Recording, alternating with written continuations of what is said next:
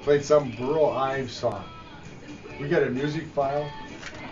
When I need a 3-minute and 20-second song, I don't pay attention. I go to the music folder, get one the right length. You know what's making me mad is I threw a lot of cassette tapes away and they're coming back.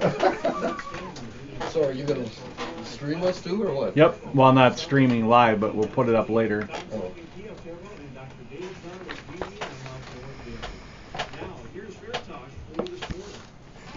And welcome back to Fair Talk here on KDHL. Going to be doing this every week until the Rice County Fair. Of course, in studio is I'm still on my soapbox, the executive secretary of the Rice County Fair. I'm jealous, in case you were wondering. You didn't hear last week's program, right, John? That's right. Good morning, Jerry. John Dvorak, secretary of the Rice County Fair, and two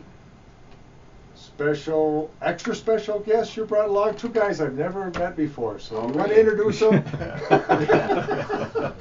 Maybe they wish I'd never met them before. Maybe so. No, I'm happy to have I got Jeff Schultz with me and Kevin Estrem today, and both of them represent the pork producers and the Minnesota Corn Growers Association. And soybean growers. And soybean growers. And they do just a fantastic job with helping out at the fair. They're there working hard, and they support the fair 100%. So we're just glad to have them here. We're glad they have their food too. And their food, that's right. They have a great pork sandwich. I mean, I don't care what it's pork. It's great. Yeah.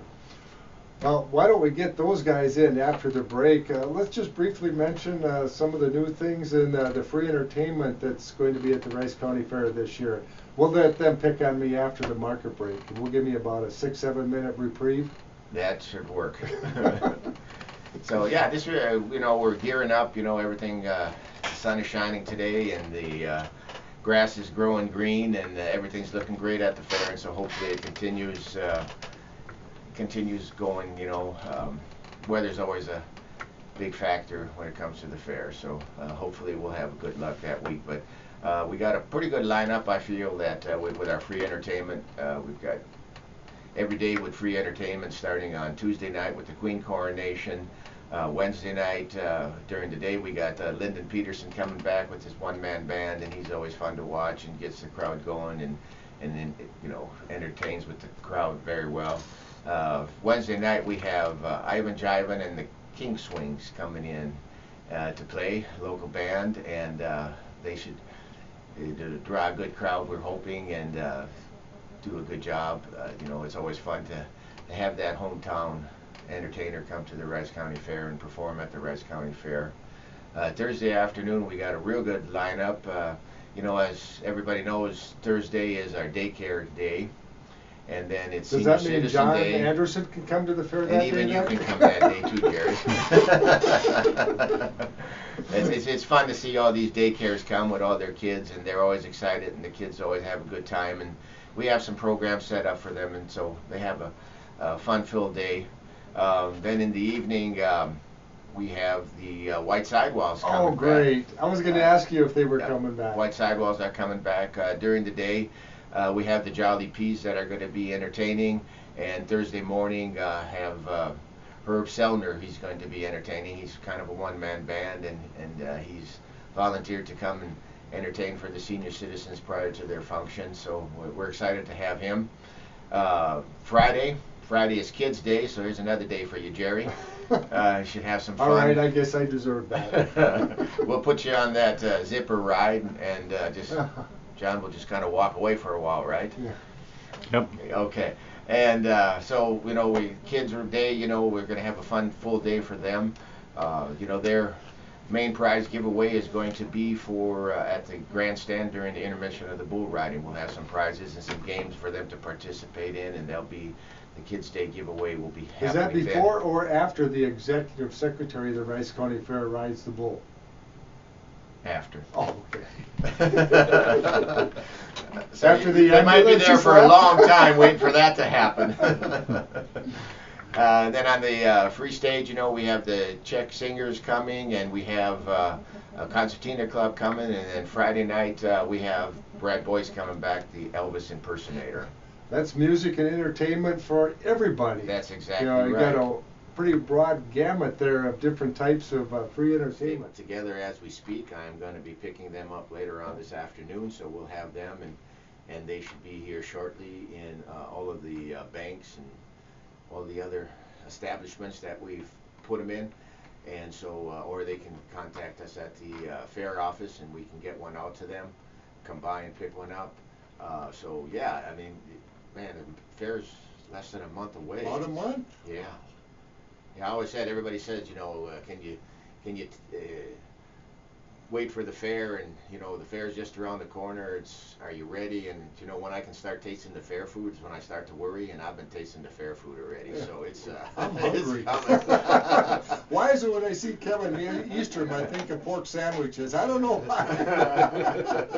Right, Kevin? Yeah. Jerry, it'll be good to serve you some pork sandwiches this fair, trust me. Well, we better put a plug in for, you know, the pork producers, the corn and soybean growers. There are a lot of other individuals that will get on in future Fair Talk programs, but that's what makes the Rice County Fair so special, is different organizations getting up, doing their things, and in this case promoting agriculture at the same time. Exactly so, and you know, we're so fortunate that we do have these groups involved with the Rice County Fair, because you know, not only are they there with a presence, but they also help support the fair. They promote agriculture, and you know, I've said this before, and I'll keep saying it, and I'll keep promoting it, but you know, the Rice County Fair just isn't about entertaining people, it's also about educating them, and they're a big part of that mission that I'm trying to stay on and achieve. You know, is they really put their foot down, and they really come forward, and they do help out by educating the public. And always trying to promote agriculture through the youth too. We have to tell the story of how we ended up with that beautiful new Rice County Pork Producers permanent food stand at the Rice County Fair. That was a great partnership, wasn't it? You bet it was. You know, between the Rice County corn growers and the Rice County pork producers and the Rice County soybean, we had the Randolph FFA kids come and build that. We donate off a certain amount of money for them to do the labor to build the food stand and stuff. And you know, and then the food stand is ran by you know, basically anybody involved with agriculture in some way, shape, or form, and families that you know, manage that stand, and they volunteer their time for the 4 or 5 hour shifts that we have, and so we all just come together and something like that. Well, and then it was a great idea too to get the portable pork, or the food stand, down next to the livestock barns. It maybe because Jeff was spending so much time down there with his kids and all the showing, he thought that'd be a good idea. We needed a portable pork stand down there. Why is he smirking? Because he wanted food close by. The portable stand's been a great addition to the fair. It gives access to the exhibitors to grab a quick bite to eat between shows, so it saves them probably 15-20 minutes, and there's times that honestly they just don't have that, so it's been a great addition for all the 4-H shows, the FFA shows, and the open class shows that come in. And also we use that at other events, so it's been a great addition to our organization to you know, provide an opportunity to promote our products, and also provide additional fundraisers for other youth organizations. Because organizations come in, and instead of just getting a contribution, they have to come and help at the pork stand for a little while, and then you make a contribution to the organization. It's a good program that was started actually when we started the portable stand. Was we do have the different church groups, sports groups, and Girl Scouts, Boy Scouts, whatever, coming into and FFA kids, 4-H kids coming in and working that food stand, and then, like I say, we do donate off to their organization for the amount of time they put in. But I also want to thank John here for the tremendous job of bringing all these outside shows into the fair. That really is a big asset to the fair, seeing all these different shows coming in. And besides just the 4-H kids and stuff, so. Yeah, don't we have a big open class sheep show later on during the fair too, typically? Typically we do. You know, the State Suffolk Association comes to our county fair, and they have their state show at the county fair, and so that brings in a large amount of sheep. They have the barn number 3 completely filled with Suffolk sheep. beautiful sheep that come in. So we're very fortunate that we're able to have them come. We have an open class beef show, a jackpot show, that comes in on Friday night. Lots of cattle come in for that show. It's a one-day show. People come in and get their animal ready, and they show them that day, and then they're able to go home. But on Friday, when the Suffolk sheep are coming in and the beef show is going on, you just can't turn without seeing some great-looking animal that's getting ready to be shown. And it's just great that they can come to the fair. It's just so nice being at the fair and seeing all that activity down there, Jeff. And of course, you spend with a lot of time down there with your kids, and it's enjoyable time for the parents. Oh, it's very enjoyable. And just to pile on what John mentioned, we've got also the ADGA, the Dairy Goat Show, on Tuesday this year, and the Jackpot Goat Show on Thursday night. And the thing that probably amazed me the most with my kids being involved, is especially Friday night on that beef show, is these kids are working their tails off getting that hair primed up. I mean, it's a beauty contest for beef cattle, and the looks you get from people when you've got 4 kids working on an animal's leg, spraying all kinds of adhesive and hairspray, and each one's got a clipper in their hands. I mean, it's pretty amazing the looks that they get, and they're just amazed. But the kids are learning a lot of wonderful work ethic skills and the teamwork that they develop. I mean, you have kids from all over, different counties that become friends that are helping each other getting those animals ready, and it's really a neat thing to see. And that's part of what you were trying to do too, wasn't it, Kevin, with having all these organizations and the kids coming and helping to show them a little responsibility, help teach them something about the real world too? That is, a lot of PR work and stuff goes a long ways when these kids are intermingling with the customers at the food stand and stuff, and they also learn how to count money and stuff too, and how to take orders, be friendly, is the big thing. And so the interaction between the crowd of people is tremendous. Yes, we get a lot of return groups, which is really interesting to see. These kids, I mean, either they're quote-unquote required, or a lot of them are volunteering because they enjoy it, but to see them mature from one year to the next and really become very young professionals, developing those interpersonal skills and business skills that they're going to use in their real world when they get a job. And that's kind of what we're all about, isn't it? Yes, it is. Yep. John, did you want to mention something? Well, just to comment on what Jeff said, you've got individuals, and they're trying to get that animal looking just right, and you spend a lot of time on it. But what I found when my family was involved with showing sheep, it was a family event for us. When it came time to washing sheep, we all went out and we washed sheep. When it was time for carding sheep and trimming, we all were out there and carding sheep. And it's kind of fun because last Christmas, that was one of the topics that was brought up. Remember when we were getting ready for this show and what happened at this, and just the little trials and tribulations that you go through, and those are all things that you're going to carry on with you throughout your life, because those are the things that you learn the most from. I think Jeff made a key point too about it allows kids to expand their horizons a little bit. Sometimes we have a tendency of being in our own little group in our community, our school, and all at once they're meeting kids from other parts of the county, and before very long they're meeting kids in 4-H from other parts of the state. Well, other parts of the state and other states, as you get to some of these shows that draw people from wider areas. It's just amazing the circles that my kids have developed through that.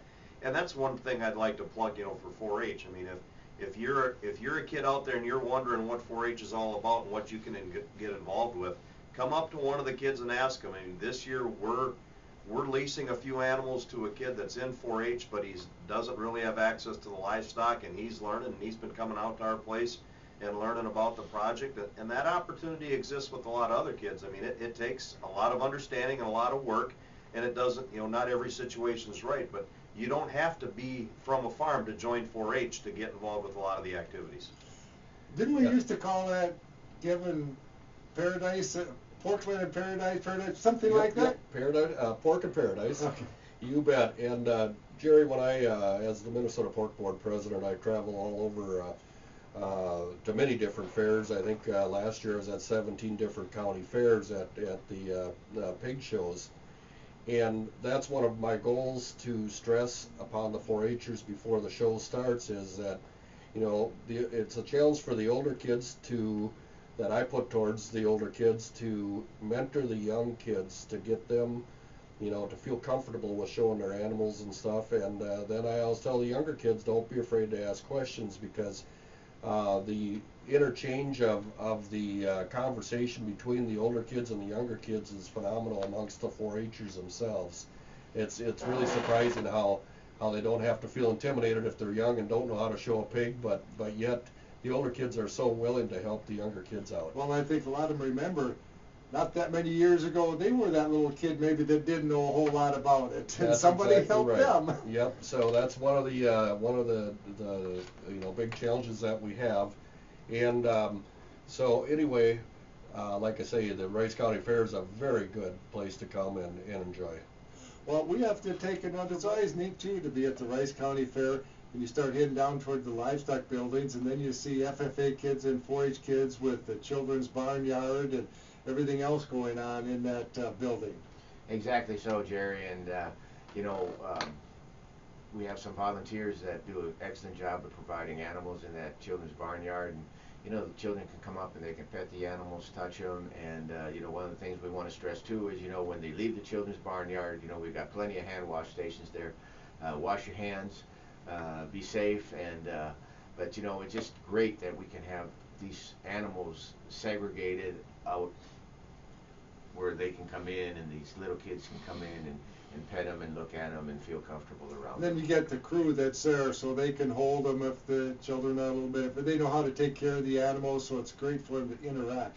You aren't going to have that ag cab there again, are you? I hit more fence posts trying to drive that thing. Somebody told me that you did a better job there than you do on your fields. No, it's the other way around. And that's the reason we have it again. It's been a wonderful opportunity that Farm Bureau developed these. It's basically an arcade game, tractor farm simulator that the corn and soybean growers were able to partner with last year, and through checkoff dollars and cost share dollars, we were able to bring that to the fair last year and had a tremendous response from that. There were always kids in it, and we were able to bring that again this year, and so that'll be in the children's barnyard, in amongst the animals, in amongst all the goodies that the corn and soybean growers will be having there to hand out also.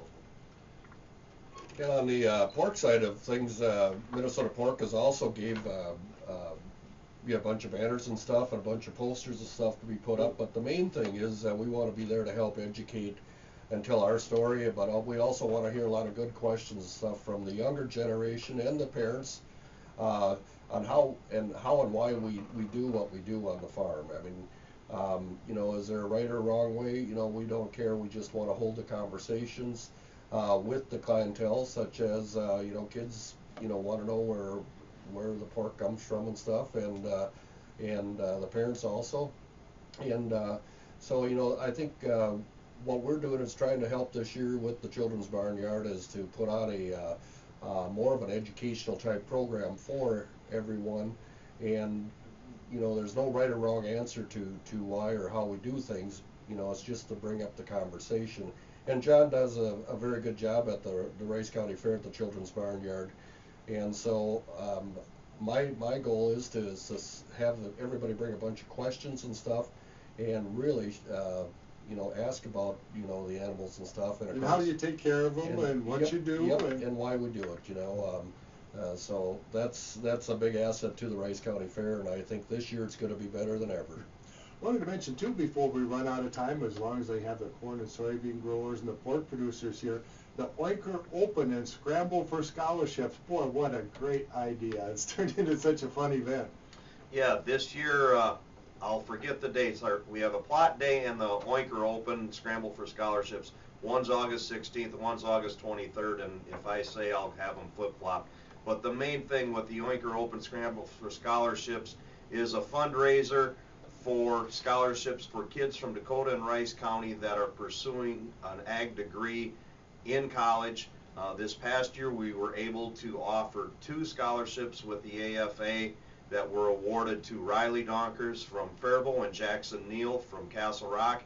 And we are also, with enough funds because of the generous support of the community, we are also able to offer a $500 scholarship that we awarded to Ryan Donkers from Faribault this year. And why don't you explain what they get to do in terms of going down to Kansas City, and I'm jealous. Yeah, because of our partnership with the Egg Futures of America out of Kansas City, the two primary winners of the scholarship are able to go to a conference in October. That's actually a requirement of being awarded the scholarship, but they're able to sit down for every two kids that's there is one individual from a multinational company like DuPont, Monsanto, Pioneer, John Deere, those types of corporations. So these kids are sitting down, having dinner, learning dinner etiquette, interview skills, resume building, and just how to interact with these future employers. And the kids that have come back the last few years have said the scholarship is phenomenal, but the benefits of that event more than outweighed the monetary benefit of the scholarship. And I assume that there'll be some flyers or information at the pork stand, the portable and the permanent stand at the Rice County Fair, so folks can get the details. Plus, there's going to be a lot of excellent food, Jerry, at the food stand. Really? In case everybody's wondering, Kevin keeps the crew at KDHL fed pretty well. And so you're going to be gone part of the fair because you're president of the pork board, so you put Jeff in charge of keeping us fed pretty well, right? You bet. Yep. I only get to be at the Rice County Fair this year on Tuesday, and then I'm gone for the rest of the week. So I wish all of you to have a wonderful fair, but you know, from the Rice County Pork Producers and Minnesota Pork Board, please come and enjoy yourselves at the Rice County Fair. Ditto that, right, John? That's exactly right, and that's why, you know, we're so grateful that we do have Kevin and Jeff representing the pork producers and the pork producers back to county fair, and you know, what a better group to have than the Rice County Pork Producers. Thanks for coming in, John. We'll talk to you next week. The only thing I'm disappointed, Kevin didn't bring a pork sandwich for after the program, but we'll cut him some slack. You're listening to KDHL Radio in Faribault. Here's news from ABC already in progress.